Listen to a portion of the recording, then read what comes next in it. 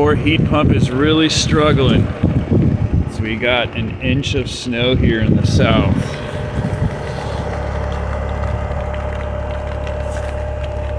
It's a 14 SEER. There's the stats. Let me show you inside. So temperature outside is 26 degrees right now. It is 64 degrees in this bedroom. 25% relative humidity indoors.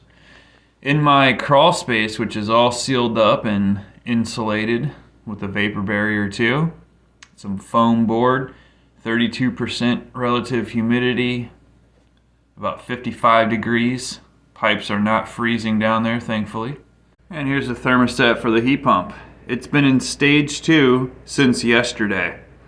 It ran all day in stage 2, and it is going to today as well, and it's struggling at 62 degrees, trying to get it to 69.